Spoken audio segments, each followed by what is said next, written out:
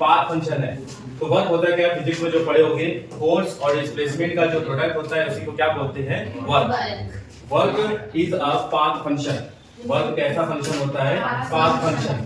Path function कहने का मतलब ये इनिशियल स्टेट और फाइनल स्टेट पर भी डिपेंड करेगा और साथ ही साथ पाथ पर भी डिपेंड करेगा। दूसरा, वर्क इंटेंसिव प्रॉपर्टी होगी या एक्सटेंसिव प्रॉपर्टी होगी? वर्क इज इंटेंसिव या एक्सटेंसिव? एक्सटेंसिव प्रॉपर्टी होगी। तो work is a extensive property. ये लिख लो कि वर्क एक एक्सटेंसिव प्रॉपर्टी है। अच्छा, ये स्केलर क्वांटिटी होती है या वेक्टर क्वांटिटी होती है? वेक्टर। वर्क इज अ कौन सी क्वांटिटी? स्केलर क्वांटिटी होती है। ये छोटी छोटी बातें हैं, मतलब सबको पता होनी चाहिए था जी। अब इसमें जाते हैं डेरिवेशंस पे। फिजिक्स में अलग है, केमिस्ट्री में अलग है, ठीक है, फार्मूला अलग है, डेरिवेशन लगभग ऑलमोस्ट लगभग सेम ही है। ये डेरिवेशन समझा रहे हैं, ठीक है। ये मान लेते हैं एक कंटेनर है। क्या है ये? कंटेनर है और इसके अंदर पिस्टन है।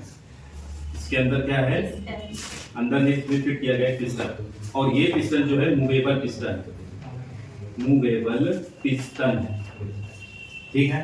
अब इसके अंदर मान एज्यूम कर लेते हैं कि आइडियल गैस भरी है। कैसी गैस भरी है? आइडियल गैस भरी हुई है। कौन सी गैस भरी है? Ideal gas. अब जो गैस होती है वो वॉल पर क्या लगाती है? प्रेशर। वॉल पे लगाती है प्रेशर ना। अच्छा, मान लेते हैं कि अभी इसका जो इनिशियल वॉल्यूम था वो V1 मान लेते हैं। कितना मान लेते हैं? V1। और जब गैस एक्सपेंड की, मानते गैस एक्सपेंड की और ये पिस्टन जो है अपवर्ड डायरेक्शन में मूव कर गया। पिस्टन कहाँ मूव कर गया? अपवर्ड डायरेक्शन में मूव कर गया। ये पिस्टन अपवर्ड डायरेक्शन में मूव कर गया, ठीक है। गैस एक्सपेंड की है, तो अब जो वॉल्यूम होगा वो गैस का वॉल्यूम क्या हो जाएगा? V2 वॉल्यूम हो जाएगा। गैस का वॉल्यूम क्या हो जाएगा? V2। मान लेते हैं जो पिस्टन है इसका सरफेस एरिया कैपिटल A मान लेते हैं। इसका सरफेस एरिया क्या मान लेते हैं? Capital A। जब पिस्टन मूव किया, फोर्स लगाएंगे, गैस फोर्स लगाए होंगे अपवर्ड डायरेक्शंस में, तो पिस्टन कहाँ मूव किया? अपवर्ड। तो फोर्स कहाँ लगा? अपवर्ड। और डिस्प्लेसमेंट भी कहाँ होगा? अपवर्ड। मान लेते हैं L डिस्प्लेसमेंट हो रहा है। कितना डिस्प्लेसमेंट हो रहा है? L, ठीक है। वर्क डन का फॉर्मूला क्या होता है? वर्क डन बराबर होता है फोर्स इनटू डिस्प्लेसमेंट, ठीक है। और प्रेशर का फॉर्मूला क्या होता है? फोर्स अपॉन एरिया, यही होता है ना। अच्छा, यहाँ से फोर्स बराबर क्या हो जाएगा? Pressure into area. ये जो फोर्स है उसकी जगह पे हम क्या लिख दें? Pressure into area into length. अच्छा, ये जो एरिया इनटू लेंथ है, यह क्या वॉल्यूम के बराबर होगा? जितना लेंथ मूव किया होगा। अच्छा, डेल्टा भी किसके बराबर होगा? इसके बराबर होगा ना डेल्टा भी। Change in volume, change in volume मतलब V2 माइनस V1, और ये क्या? एरिया इनटू L के बराबर होगा। बोलो, तो इसकी जगह पे हम क्या लिख सकते हैं? प्रेशर इनटू डेल्टा V, ठीक है। ये वर्क डन का क्या आ गया? फॉर्मूला आ गया, ठीक है। तो ये फिजिक्स के अकॉर्डिंग है। किसके अकॉर्डिंग है? फिजिक्स के अकॉर्डिंग है। तो फिजिक्स के अकॉर्डिंग वर्क डन का फॉर्मूला क्या हो गया? Pressure into change in volume. Okay, chemistry के अकॉर्डिंग क्या होगा? Work done is equal to pressure minus P external into delta V। इसको याद कर लेना, छोटा सा फॉर्मूला है लेकिन बड़ा काम का है ये, ठीक है। तो ये किसके अकॉर्डिंग फॉर्मूला आ गया? According to chemistry. ये केमिस्ट्री के अकॉर्डिंग फॉर्मूला आ गया। Work done is equal to minus P external into delta. पहले लिख लो, इसके बाद V वाला समझा देते, फिर साइन कन्वेंशन बता देते, ठीक है। वर्क पढ़ चुके हैं। अब इसके बाद नेक्स्ट टॉपिक है वो कौन सी है? हीट। हीट को स्मॉल क्यू से लिखते हैं ना। ये क्या होता है? Form of energy. Form of energy, form of energy, energy का ही फॉर्म होता है जो कहां से कहां फ्लो करता है? Flows from higher temperature to lower temperature. कहां से कहां फ्लो करेगा?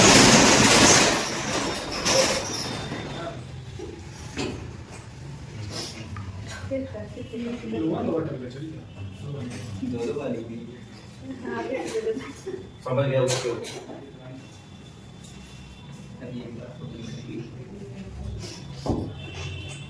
बोलूंगा तो बात हो जाएगा।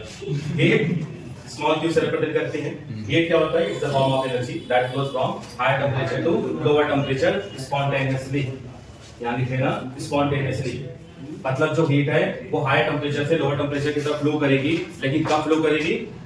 मतलब स्पॉन्टेनियसली या नॉन स्पॉन्टेनियसली? स्पॉन्टेनियसली, मतलब अपने आप ही फ्लो करने लगेगी। मान लेते हैं यहाँ पे एक ऑब्जेक्ट है, इस ऑब्जेक्ट का टेंपरेचर मान लेते हैं T1 है, और एक और ऑब्जेक्ट है, इस ऑब्जेक्ट का टेंपरेचर को हम T2 मान लेते हैं। Let's suppose T1 is greater than T2, और इन दोनों को हम एक मेटालिक वायर से कनेक्ट कर देते हैं। तो बोलो हीट एनर्जी कहां से कहां फ्लो होगी? T1 से T2 की तरफ। मतलब हीट क्या एनर्जी का फ्लो स्पॉन्टेनियसली कहां से होगी? T1 से T2। फिजिक्स में पढ़ोगे एसी के बारे में, और एयर कंडीशनर हो गया, रेफ्रिजरेटर के बारे में पढ़ोगे। रेफ्रिजरेटर और जो एसी है, इन दोनों की वर्किंग लगभग सेम होती है। यहाँ पे वहां पे हीट एनर्जी कहां से कहां फ्लो कराते हैं? लोअर से हायर की तरफ फ्लो कराते हैं, तो वो नॉन स्पॉन्टेनियसली होता है, ठीक है। लेकिन हीट जो अगर हाई टेंपरेचर से लोअर टेंपरेचर की तरफ जो हीट का फ्लो होता वो स्पॉन्टेनियसली होता, वो प्रोसेस अपने आप खुद होती है, ठीक है। अच्छा, हीट स्टेट फंक्शन या पाथ फंक्शन है, जैसे कि बताता हूं, ये एक पाथ फंक्शन है। हीट क्या है? पाथ फंक्शन है, ठीक। सेकेंड, हीट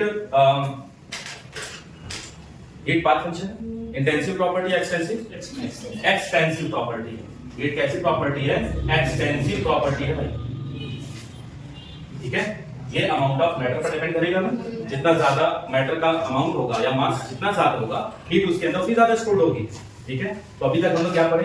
हीट क्या होती है? It is a form of energy. Energy का फॉर्म होता है जो हायर टेंपरेचर से लोअर टेंपरेचर की फ्लो करती है। हीट भी एक तरह का पाथ फंक्शन है, हीट भी एक्सटेंसिव प्रॉपर्टी होती है। इतना समझ गए? अब हम लोग इससे पहले वर्क पढ़े, उसके बाद दूसरा क्या पढ़ लिए? हीट। मोस्टली इससे आगे न्यूमेरिकल क्वेश्चंस आएंगे, और सबसे ज्यादा जो आपको ध्यान में रखना है वो है साइन कन्वेंशन, मतलब कब पॉजिटिव लोगे और कब नेगेटिव लोगे। यहाँ पे मैं शॉर्ट में समझा देता हूँ। देखो यहाँ पे कोई सिस्टम ले लेते हैं, अभी याद हो जाएगा, सिस्टम, ठीक है। अगर सिस्टम पर हम वर्क करेंगे, थोड़ा बड़ा फायर बनाना है, सिस्टम पर बड़ा फायर मतलब ये रिप्रेजेंट कर रहा कि आप वर्क कहां पे कर रहे हैं? सिस्टम पर। अगर सिस्टम पे वर्क करोगे तो वर्क क्या लेंगे आप? पॉजिटिव।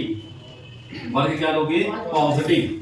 और अगर सिस्टम को हीट एनर्जी देंगे, देखो सिस्टम को हीट एनर्जी दोगे तो सिस्टम हीट एनर्जी देगा, तो यहां पे क्यू क्या लेंगे आप? पॉजिटिव, ठीक है।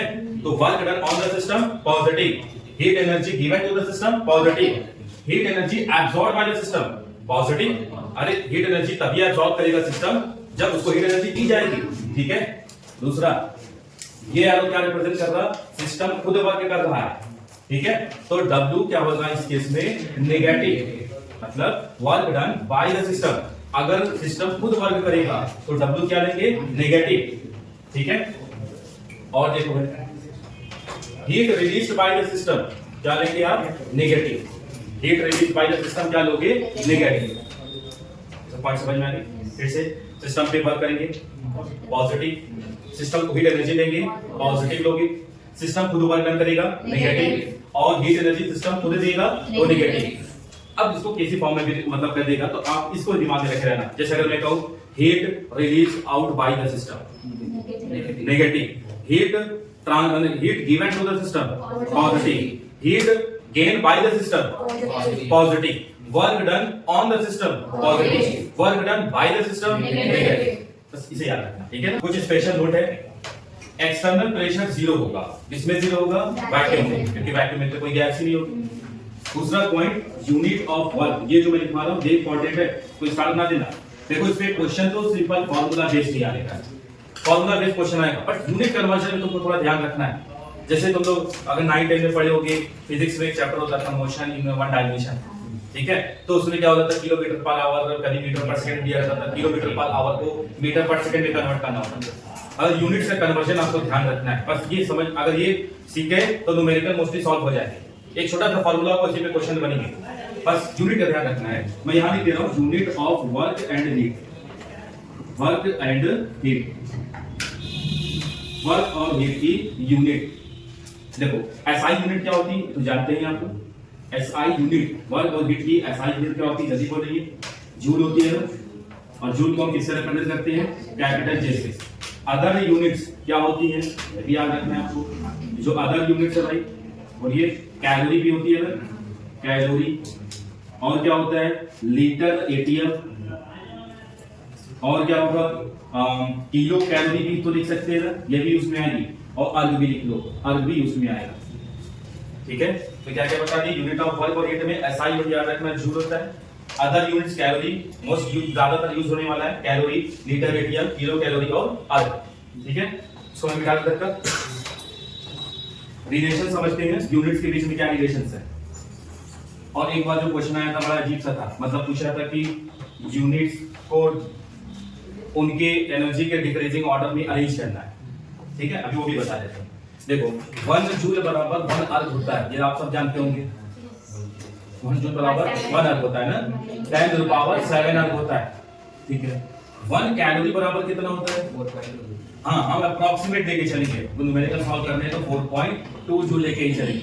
ठीक है, अच्छा 1 किलो कैलोरी बराबर कितना होगा भाई, 10 टू द पावर 3 कैलोरी। अरे 1 कैलोरी मतलब 1 किलो कैलोरी मतलब 1000 कैलोरी।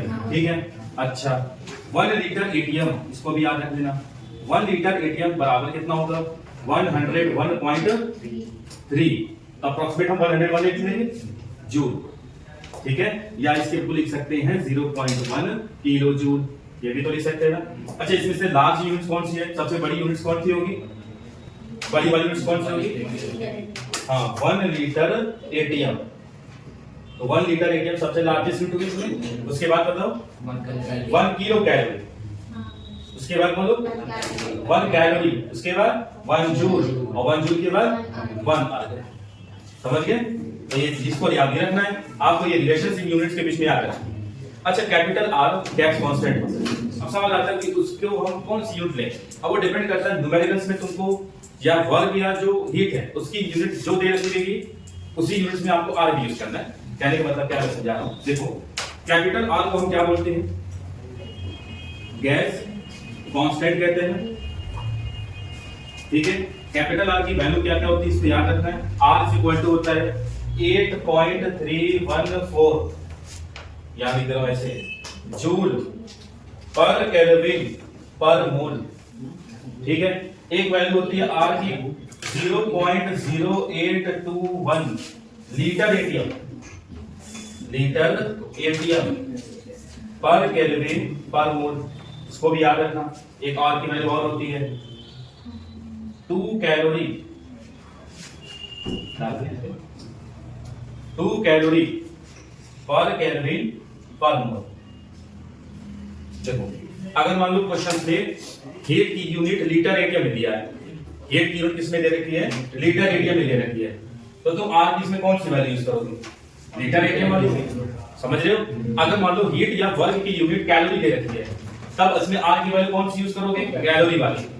और अगर मान लो हीट और वर्क की यूनिट्स जूल में दे रखी है, तब आप यहाँ पे 8.314 जूल पर केल्विन पर मोल रखोगे। ठीक है, नोट कर लीजिए इतना। अब इसके बाद हम लोग न्यूमेरिकल सॉल्व करेंगे।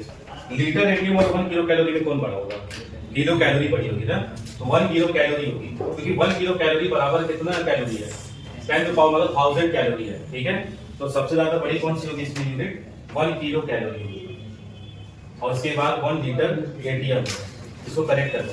ठीक है, तो सबसे ज्यादा बड़ी यूनिट्स होगी किलो कैलोरी, फिर लीटर एटीएम, 1 कैलोरी, 1 जूल, फिर 1 आर, इसको सही कर देना। अच्छा अगर किलो कैलोरी नहीं दिया होता तो तब ऑर्डर ऐसे होगा ना, लीटर एटीएम, 1 कैलोरी, 1 जूल और 1। वर्क और हीट पर ही क्वेश्चन से कुछ दे रखे हैं। उससे पहले अपने को ये समझ में आना चाहिए कि वर्क का फॉर्मूला भी हमने आपको क्या बताया था कि -P एक्सटर्नल इनटू डेल्टा, मतलब लिख सकते हैं -P external in bracket V2 - V1। ठीक है, अच्छा ये भी बात हम लोग जानते हैं कि अगर ये एक सिस्टम है, ये क्या है, सिस्टम है, तो सिस्टम पे वर्क करेंगे तो बोलो सो प्लस ले या माइनस ले, प्लस लेंगे ना। अगर सिस्टम को हीट एनर्जी ट्रांसफर करेंगे तो क्यू को क्या लेंगे, पॉजिटिव लेंगे। अगर work done by the system होगा तो उसको क्या लेंगे हम, नेगेटिव। और heat given by the system होगा तो उसको क्या लेंगे, नेगेटिव। तो ये आपको याद होना चाहिए। अच्छा एक बात से सवाल पूछ रहा हूँ, कॉम्प्रेशन में work done on the system होगा या work done by the system होगा, जब हम कॉम्प्रेशन कर रहे हैं work done on the system तो पॉजिटिव लोगे। अगर एक्सपेंशन होगा, मतलब कह रहे हैं आइडियल गैस इज मतलब ideal gas is expanding, ideal gas expand हो रही है, तो बताओ work done by the system या work done on the system? Work done by the system होगा, ठीक है। अब पहले तो समझो यहाँ पे मैं एक चीज बता दूं जो बहुत काम की चीज है, और ये न्यूमेरिकल्स या कोई भी क्वेश्चन हो उसको कैसे सॉल्व किया जाता है ये आपको नहीं आता है, वो मुझे बताना है। देखो पहली बात ये, तुम लोग को सवाल ही पढ़ने नहीं आता है, क्वेश्चंस कैसे पढ़ने हैं ऐसे नहीं पढ़ा जाता है। And ideal gas is expanded, तो थोड़ा समझ चुके हैं, और फिर क्वेश्चन लगे कि फिर से अच्छा गैस एक्सपैंडेड, मतलब पीछे का पढ़े हो उसको दिमाग में रखे हुए हो और उसको सोच रहे हो, फिर आगे भी पढ़ते जा रहे हैं, ऐसे ना किया करो। डायरेक्टली पूरा एक बार में सारे क्वेश्चन पढ़ लो कि an ideal gas is expanded from 20 litre to 30 litre against constant external pressure of 2 atm, then calculate work done. ठीक है, पढ़ लिए, कुछ को समझ में आ भी गया। अब यहाँ पे ध्यान से समझो, आइडियल अब फिर से पढ़ो, अब धीरे धीरे पढ़ो। ये ideal gas is expanded, ideal gas expand हो रही है, इसका मतलब work done by the system हुआ। बोलो हाँ या ना? तो तुम्हारा आंसर किस में आना चाहिए, पॉजिटिव या नेगेटिव आना चाहिए? नेगेटिव। ये पहले क्लियर हो गया आपका। फ्रॉम 20 लीटर टू 30 लीटर, तो बताओ यहाँ पे V1 कितना दिया है 20 लीटर, और V2 कितना दिया हुआ है 30 litre against constant external pressure. अच्छा एक बात बताओ, यहाँ लिखा है कांस्टेंट एक्सटर्नल प्रेशर है, मतलब रिवर्सिबल वर्क डन होगा या इरिवर्सिबल वर्क डन होगा? किसमें एक्सटर्नल प्रेशर कांस्टेंट होता है? रिवर्सिबल वाले में या इरिवर्सिबल वाले में? इरिवर्सिबल वाले में। और काम की बात बता दूं, ये जो हमने फॉर्मूला पढ़े हैं ये किसके लिए है? वर्क डन इन इरिवर्सिबल के लिए है, ठीक है ना। वर्क डन रिवर्सिबल वाले का फॉर्मूला अलग होगा जो कि हम आगे पढ़ने वाले हैं। तो work done constant external pressure, इसका मतलब वर्क डन कौन से प्रोसेस में? इरिवर्सिबल प्रोसेस में होगा। ऑपरेशन कितना दे रखा है 2 atm, कैलकुलेटर वर्क डन। तो जो जो डेटा दिए हैं पहले उसको लिख लेते हैं। बताइए क्वेश्चंस में क्या क्या दिया हुआ है। आपको दे रखा है एक्सपेंशन, तो वॉल्यूम V1 कितना दिया है 20 लीटर, V2 कितना दे रखा है 30 लीटर। अच्छा कांस्टेंट एक्सटर्नल प्रेशर कितना दे रखा है आपको 2 atm दे रखा है, लिख लो इसको। ठीक, वर्क डन का फॉर्मूला क्या होता है? Minus P external into delta we. तो माइनस पी एक्सटर्नल मतलब 2 इंटू डेल्टा वी को लिख सकते हैं, बोलो 30 माइनस 20 कितना आ जाएगा -2 इंटू 10। तो वर्क डन कितना आ जाएगा यहाँ से -20। क्या इसकी यूनिट बोल सकते हो?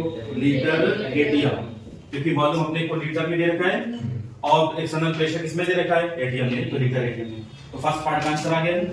अच्छा तुम्हारा आंसर करेक्ट है या इनकरेक्ट है, ये कैसे पता करोगे? कि क्वेश्चन में लिखा था एक्सपैंडेड, तो work done by the system, इसका मतलब आपका आंसर किसमें आना चाहिए? नेगेटिव। मान लो 4 ऑप्शन दिया है, उसमें एक ऑप्शन नेगेटिव वाला है, बाकी सब पॉजिटिव वाला है, तो आपको सॉल्व करने की जरूरत ही नहीं है, तो जो नेगेटिव वाला उसी को टिक कर देंगे। ठीक है, तो वर्क डन नेगेटिव तुम्हारा आंसर भी आया, इसका मतलब आंसर करेक्ट है। दूसरा आपसे क्या पूछा है? आपको पता करना है जूल में, तो ये बताइए क्या निकाल सकते हैं जूल में? हमें पता है कि सिंस 1 लीटर एटीएम बराबर कितना होता है? बोलो भाई 101.3 जूल। तो देयरफॉर -20 लीटर एटीएम बराबर कितना हो जाएगा? तो यहाँ पे -20 इंटू 101.3 से मल्टीप्लाई करेंगे, कितना आएगा? -2 3 6, 2 1 2, 2 0 0, 2 2 2 1 1, यही आएगा ना? इसमें आएगा ये जूल में, डेसिमल आइडिया आएगा। ठीक है, तो लीटर एटीएम में -20 लीटर एटीएम और जूल में आएगा हमारा -2026 जूल। समझ गए? कर लोगे ना? नेक्स्ट क्वेश्चन स्टार्ट करना, तो पहले इसको पढ़ो, पहले सवाल को। 2 moles of ideal gas present at HTP, 2 moles of ideal gas इस पर प्रेजेंट है HTP पे, is expanded, तो अंडरलाइन कर लीजिए expanded, मतलब आपका आंसर किसमें आना चाहिए? नेगेटिव।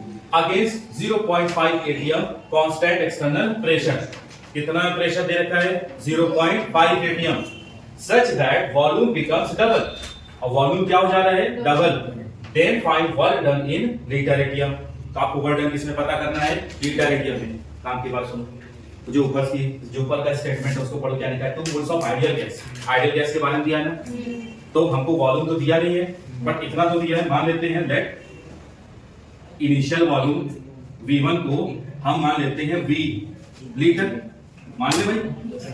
तो अकॉर्डिंग टू क्वेश्चन जो वॉल्यूम है, मतलब फाइनल वॉल्यूम जो होगा वो 2 टाइम्स ऑफ इनिशियल हो जाएगा, मतलब 2V लीटर आएगा। अच्छा कांस्टेंट एक्सटर्नल प्रेशर क्वेश्चन में कितना गिवन है? 0.5 atm दिया हुआ है ना, अच्छा एक बात बताइएगा, आपको क्वेश्चन में कहीं भी वॉल्यूम दिया है क्या? नहीं दिया। अब फर्स्ट चैप्टर का याद करो, mole concept.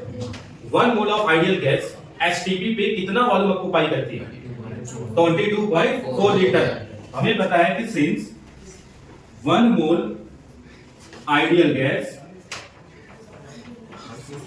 Eight HTP occupy, बोलो कितना वॉल्यूम ऑक्यूपाई करती है? 22.4 लीटर। कितना करती है ना? तो क्वेश्चन में कितना मोल्स के लिए रखा है? 2 मोल्स के लिए। Therefore 2 mole ideal gas at HTP कितना एक्वायर करेगा? 2 into 22.4, यहां से कितना जाएगा? 44.8 लीटर। क्या है हमारे पास? ये वॉल्यूम V1 आ गया। बोलिए, तो वॉल्यूम V1 कितना आ गया यहां से हमारे पास? 44.8 लीटर। अच्छा, वॉल्यूम V2 कितना हो जाएगा? डबल हो जाएगा ना? डबल करेंगे कितना आएगा इसका? कैलकुलेशन भाई जल्दी करिए, इसको डबल करेंगे कितना आएगा? 2 into 44.8 करो कितना आएगा? कितना? 89। रुक जाओ, 20 मिनट डिस्कस किया था पहले, पर समझा दो पूरा। तो 1 मोल ऑफ आइडियल गैस का वॉल्यूम इतना आ गया, 2 मोल ऑफ आइडियल गैस का वॉल्यूम इतना आ गया। तो हमें क्वेश्चन में 2 मोल का इनिशियल दे रखा है ना। अच्छा, अब यहां से वर्क डन निकाल लो। वर्क डन का फार्मूला लगा दो, -P external into delta V। तो -P एक्सटर्नल, एक्सटर्नल प्रेशर कितना दिया? 0.5, डेल्टा V निकाल लो। फाइनल वॉल्यूम तुम्हारा कितना आ गया? 89.6 -44.8। ये सॉल्व कर लो, जो तुम्हारा आंसर आएगा माइनस में लीटर एटीएम में आ जाएगा। 10 litre of ideal gas is expanded. Expanded word आ गया, इसका मतलब work done by the system होगा। तो वर्क डन क्या आएगा? नेगेटिव आएगा ना, मतलब तुम्हारा आंसर नेगेटिव आना चाहिए। Against a constant external pressure of 1 atm। कितना कांस्टेंट एक्सटर्नल प्रेशर है? 1 atm। तो P एक्सटर्नल कितना दिया है आपको? 1 atm दिया है। Such that 20 liter ATM of work is done by the system। यहाँ से देखो, 20 liter ATM work is done by the system। क्या तुमको वर्क डन दे ही दिया पहले क्वेश्चन में? बोलो, वर्क डन पहले ही दे दिया। वर्क डन कितना दिया हुआ है क्वेश्चन में? 20 लीटर ATM। बताइए इसको प्लस में या माइनस में? हाँ, क्यों माइनस में लेंगे? क्योंकि work done by the system है। बहुत बढ़िया, इसको माइनस में लेंगे। Then find the final volume. तो आपको इसमें क्या पता करना है? Final volume. इनिशियल वॉल्यूम कितना दिया हुआ है? 20। अच्छा, इनिशियल वॉल्यूम दिया नहीं है क्या? अच्छा, दिया तो है 10 लीटर। और फाइनल वॉल्यूम आपको निकालना है ना। देखिए इस क्वेश्चन को कैसे करना है। एक्सटर्नल प्रेशर दिया है, work done by the system भी दे रखा है, इनिशियल वॉल्यूम दिया है, फाइनल वॉल्यूम निकालना है। कर लोगे ना इसको? कैसे करोगे देखो भाई, simple formula W is equal to -P external into delta V। तो यहाँ से हम लिख सकते हैं -P external कितना है? अच्छा, वर्क डन की वैल्यू कितनी दी है? -20 लीटर एटीएम। तो -20 लिखिए, -P एक्सटर्नल प्रेशर कितना दिया है? 1 दिया है, इनटू डेल्टा V मतलब V2 माइनस V1। V1 कितना ले लेंगे? 10। यही होगा ना। अच्छा, यहाँ से माइनस माइनस क्या हो जाएंगे? कैंसिल आउट हो जाएंगे। यहाँ से क्या आ जाएगा? 20 is equal to V2 minus 10। तो फाइनल वॉल्यूम कितना आ जाएगा? 30 लीटर।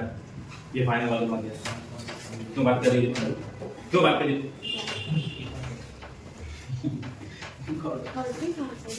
13 आएगा। अच्छा, ये बताना पड़ेगा 20 है और 10। ये जब डर जाएगा प्लस हो जाएगा। 4 क्वेश्चन नंबर 4 देखिए। An ideal gas got expanded. एक आइडियल की गैस थी, an ideal gas got expanded by 2 centimetre cube. Ideal gas कितना एक्सपेंड हुई है? 2 सेंटीमीटर क्यूब। इसके आगे क्या लिखा हुआ है? बाय। मतलब यहाँ पे डेटा क्या गिवन है? डेल्टा V कितना दे रखा है? 2 centimetre cube. Against the constant external force of इतना, और कांस्टेंट एक्सटर्नल फोर्स कितना दिया हुआ है? 2 into 10 to the power 5 newton. If the area of piston is इतना, एरिया कितना दे रखा है? 10 metre square. Then calculate work done in joule. तो वर्क डन आपको पता करना है किसमें? जूल में। मतलब एसआई आपको पता करना है। अच्छा, वर्क डन का फार्मूला क्या होता है? -P external into delta V। ये होता है ना। क्या आपको डेल्टा V की वैल्यू पता है ना? क्या यहाँ पे आपको एक्सटर्नल प्रेशर पता है? एक्सटर्नल प्रेशर निकाल सकते हैं ना। प्रेशर इज इक्वल टू क्या होता है? Force upon area. फोर्स को वैल्यू रख 2 into 10 to the power 5 upon 10। यहाँ से 10 उड़िए कितना जाएगा? 2 into 10 to the power 4। Unit बोलो अब्दुल्ला। अल्लाह कुल्ले हज का आना चला 2 into 10 power 5 newton metre square. आप बताओ ये आ गया हमारे पास प्रेशर, ठीक है। अच्छा वॉल्यूम देखिए तुमको किस में दे रखा है, सेंटीमीटर क्यूब में, और प्रेशर के कौन से में दे रखा है, न्यूटन मीटर स्क्वायर। मतलब तुमको पूछा भी आंसर किसमें, एसआई यूनिट में, प्रेशर की एसआई यूनिट दे रखी है। अच्छा वॉल्यूम क्या एसआई यूनिट दे रखी है, वॉल्यूम एसआई दे रखी है नहीं, तो 1 सेंटीमीटर क्यूब बराबर कितना मीटर क्यूब होगा। अगर मान लो भूल गए तो याद होना चाहिए। क्या मैं ऐसे लिख सकता हूँ 1 centimetre is equal to 10 to power -2 metre. बोलो बोलो मेरे बच्चों, बोलो बोलो, नहीं बोली तो 1 सेंटीमीटर क्यूब बराबर कितना हो जाएगा, 10 टू पावर -6 मीटर क्यूब। ये बात समझ में आ गई। तो 1 सेंटीमीटर क्यूब बराबर 10 टू पावर -6 मीटर क्यूब। तो बताइए 2 सेंटीमीटर क्यूब बराबर कितना आ जाएगा, 2 सेंटीमीटर क्यूब बराबर 2 into 10 to power -6 metre cube. यहाँ से निकल गया तो बस निकाल लो, वर्क डन। माइनस के एक्सटर्नल एक्सटर्नल प्रेशर कितना आ गया, 2 into 10 टू पावर 4, और डेल्टा भी कितना गया, 2 into 10 टू पावर -6, यहाँ से 2 2 क्या 4, -4 into 10 टू पावर कितना होगा, -2 जूल में आएगा आंसर, ठीक है। तो ये हो गए अपने क्वेश्चन कंप्लीट, और एक होमवर्क लिखो।